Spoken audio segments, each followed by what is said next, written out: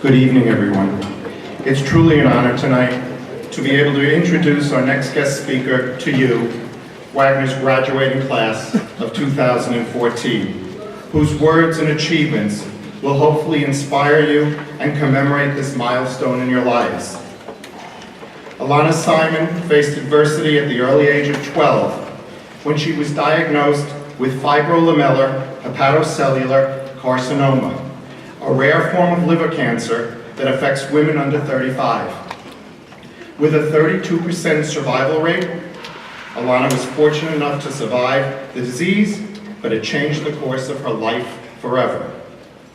With a strong family background in science and an inquisitive nature, Elana made a cutting-edge discovery at an age not much older than yours.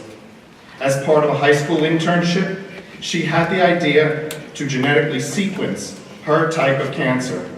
She worked with her surgeon at Memorial Sloan Kettering, gene specialists at the New York Genome Center, and her father to find the mutation that is involved with her disease. Not only has Elana spearheaded the study, but at 18, she has already published her work in a major science journal. She has worked with the Fibrolamellar Cancer Foundation to reach out to other patients and continues to work on improving diagnostic tests and drug treatments to target the disease. Elana has participated in the 2014 White House Science Fair, made guest appearances on NBC News, The Today Show, The Dr. Oz Show, and has been the subject of numerous articles both in print and online. In addition to Elana's amazing contribution to science, she's a talented actress, dancer, aerial acrobat, and head of her high school robotics and science team. She will continue her work in computer science in Harvard next fall. Please join me in giving a warm welcome to Elana Simon.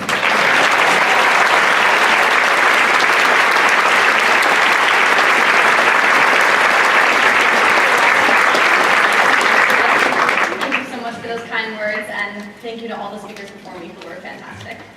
I want to start off by congratulating all of you. You successfully made it through middle school, arguably some of the hardest years of adolescence, so well done. I too recently graduated, but from high school, so I'm essentially a peek into where you guys will be in about 4 years. So I'll try to share some of what I've learned in the hopes that it will give you something to think about as you go forward. Now, I know it sounds cliche, but high school is really what you make of it. You can ask 20 different high school seniors about their experiences, and no two answers will be the same, which is good because no two people are the same. In these next few years, you'll have a chance to build on what you've been doing, but you'll also have a chance to completely rebuild yourself if you wish. High school is a time of new options. You'll have more responsibility and more freedom to decide how you want to spend your time. It wasn't too long ago that I graduated middle school, and back then I had no clue what I wanted to be doing with myself. I loved to perform. I was in countless plays, dances, musicals, but I also knew that I found science and math classes pretty interesting. I had no idea what to do with those interests. They really just don't mesh. Bombarded with options at the beginning of freshman year, I decided I'd spend more time taking dancing and singing lessons and doing shows inside and outside of school. My older brother, a senior at the time, was the captain of the science team, and thinking that this would be something I would like, he tried to get me to join. However, none of my friends were willing to join with me, and since I was too scared to join alone, I decided I refused to associate myself with him and his nerdy science team, because clearly I thought I was way too old for that. As the year progressed, I heard about all the cool things the team was doing and realized I made a major mistake. Thankfully, someone dropped off the team, and I jumped at the opportunity to take his spot, and I could not be more glad that I did. I wanted to prove myself on the team, so I worked really hard and ended up winning medals, even though I was only on the novice team. I realized I was actually quite interested in science, and there was nothing embarrassing about doing science for fun. It ended up sparking my interest in all kinds of science, engineering, and math subjects I never would have tried. A lot of people are too scared to try things because of what other people might think. This mindset is much more prevalent in middle school, and I was lucky that I learned my lesson freshman year, but many people don't realize this until their senior year or even later. As some of you might have noticed, I'm a girl. Crazy, I know. Girls are often shunned away from participating in science and engineering, and although many efforts have been made to eliminate this gender divide, it's sad how many computer science and robotics competitions I've been to where I can literally count the number of girls on one hand. And it's not just girls. I have a few guy friends who dance and choreograph with me for our school's dance show, but In general, the gender ratio in the dance department is just as uneven as it is in robotics. So realizing that I had the desire and the opportunity to pursue science outside of the classroom was a pretty big step for me. My dad's a scientist, so working in a lab never seemed too far-fetched for me. But I knew if I told him I was interested, he'd try to convince me to work with him, which I did not want to do because what teenager really wants to spend all their free time with their dad? I was afraid people would judge me and not take me very seriously if I worked with him, so instead I actually got an internship with a teacher at my school working at this lab. And for obvious reasons, I was pretty interested in cancer, so they were studying pancreatic cancer. And I didn't even tell my dad about this at first because I thought I was being really sneaky, going off and being my own scientist and not saying anything. And this lab was a pretty good experience, but the most important thing I gained from it was exposure to genetic sequencing. Through genetic sequencing, you can read out the code for someone's DNA that basically codes for everything in their body. And so with this, you can look at the sequence of their tumors and their normal cells and try to compare the differences and figure out what exactly is causing a cancer. So the problem was, I wanted to do this on fibrolamellar, but this lab had no association with fibrolamellar hepatocellular carcinoma. Not many people knew much about it at the time, but thankfully I did know someone who's actually an expert on this disease, a surgeon. He's always told me that one day I'm going to become a surgeon of my own, or a doctor, a researcher, something. So when I told him I wanted to start this project, he was extremely encouraging. He offered the mentorship of some of his surgical fellows that were working for him, and said that he would get me the tumor tissues that I needed. I just needed the facilities to do the research in, and that's where my dad stepped back into the picture. His lab had no experience in genetic sequencing, but he convinced me to give it a shot. So one day I went to the lab, and he just put me in a room with two of the surgical fellows and left us alone. It was great. They spoke to me like an actual adult, and made me realize there was nothing to worry about in working in this lab. My dad wasn't hovering, and nobody cared that I was his daughter, or that I was just a teenager who was significantly younger than everyone else in the lab. People were willing to help out with anything I had trouble with, and I realized that all my initial fears were useless. One of the most important things I want to convey to you is just to follow what interests you, and don't let fears stop you from that. Don't choose your activities based on what's easy or what's cool, or don't choose based on college and what you think admissions officers want from you. Choose what's you and not what's expected of you.